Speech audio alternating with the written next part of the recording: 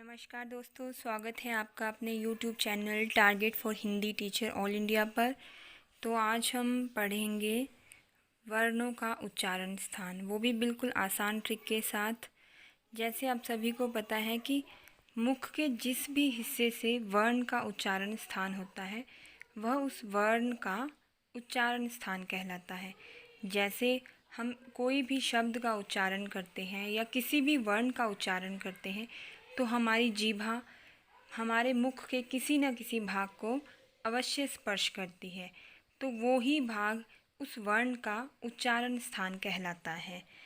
मुख के बहुत सारे ऐसे अवयव हैं जिनका प्रयोग स्पर्श ध्वनियों के उच्चारण में होता है, वे ही सारे उच्चारण स्थान कहलाते हैं। तो मुख के बहुत सारे भागों के द्वारा उच्चारण स्थान होता है, जैसे कंठ, तालु, मूर्धा, दंत, ओष्ठ, कंठ तालु, कंठोष्ठ और दंतोष्ठ। तो कंठ किसे बोलते हैं? गले पर सामने की ओर उभरा हुआ भाग यानी कि मणि। और तालु जीभ के ऊपर, जीभ के ठीक ऊपर वाला गहरा जो भाग होता है वो होता है तालु। और मूर्धा तालु के ऊपरी भाग से लेकर ऊपर के दांतों तक। याद रखेंगे कि तालु के ऊपरी भाग से लेकर ऊपर के दांतों तक का भाग मूर्धा होता है। और दंत ये तो सभी जानते हैं, दांत। ओष्ठ्य ये भी सभी जानते हैं, यानी कि हमारे होंठ। जिन वर्णों का उच्चारण करते हुए होंठ आपस में टकराते हैं, एक दूसरे को स्पर्श करते हैं, उसे बोलते हैं ओष्ठ्य। कंठ तालु, कंठ और तालु का एक साथ होना। और कंठोष्ठ कंठ और होंठों का एक साथ। दंतोष्ठ दंत और होंठों का एक साथ स्पर्श होना। तो चलिए अब जानते हैं कि मुख के किस किस हिस्से से, किस किस अवयव से वर्णों का उच्चारण स्थान होता है। और इसके साथ ही हम जानेंगे कि वे वर्ण स्वर में आते हैं, स्पर्श है या अंतस्थ है, उष्म है या अयोगवाह है, और उनका उच्चारण स्थान जानेंगे बिल्कुल आसान ट्रिक के साथ। वैसे तो दोस्तों ये जानना बहुत ही आसान है कि कंठ से कौन से वर्णों का उच्चारण होता है, लेकिन कई बच्चों को बहुत परेशानी आती है, वे ये नहीं जान पाते कि कंठ से कौन से वर्ण का उच्चारण स्थान होता है।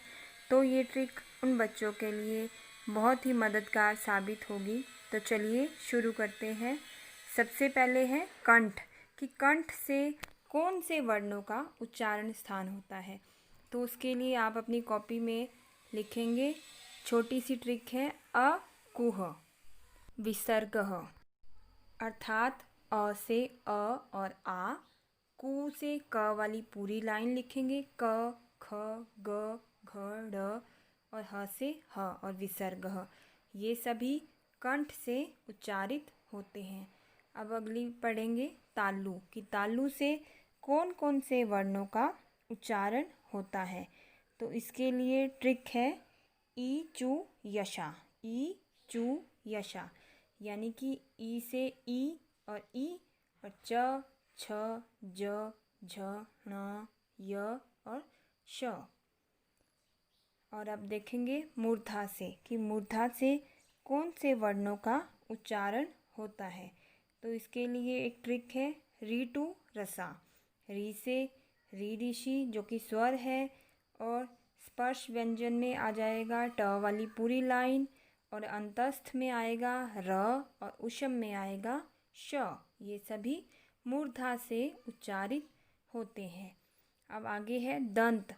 दंत के लिए दोस्तों बहुत ही आसान ट्रिक है कि दांतों के लिए तुलसी बहुत ही फायदेमंद है।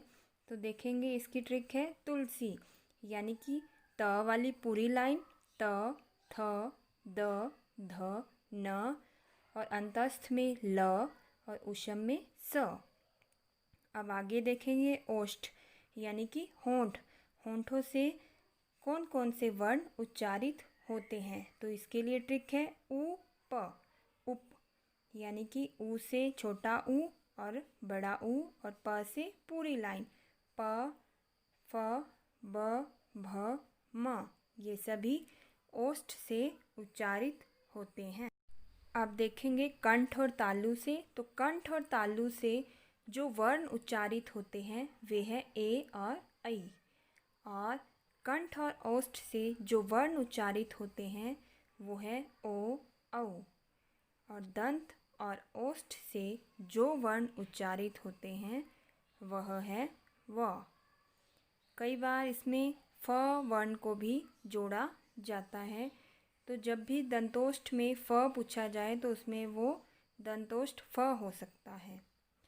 तो ये देखिए जो मैंने ट्रिक आपको बताई वो साथ साथ ही इसमें दी है, तो आप इसका स्क्रीनशॉट भी लेकर रख सकते हो और अपनी कॉपी में भी लिख सकते हो, जिससे आपको ये ट्रिक आसानी से समझ आ जाए और आप वर्णों का उच्चारण स्थान किसी भी परीक्षा में आसानी से सॉल्व कर सकें। तो आई होप आपको ये वीडियो पसंद आई होगी। ऐसी ही और वीडियो को देखने के लिए मेरे चैनल को सब्सक्राइब करें और ज़्यादा से ज़्यादा शेयर करें और बेल आइकन को प्रेस करें ताकि अगली आने वाली वीडियो की नोटिफिकेशन आप तक पहुंच सके और आप अपने एग्ज़ाम की तैयारी अच्छे से कर सकें। धन्यवाद।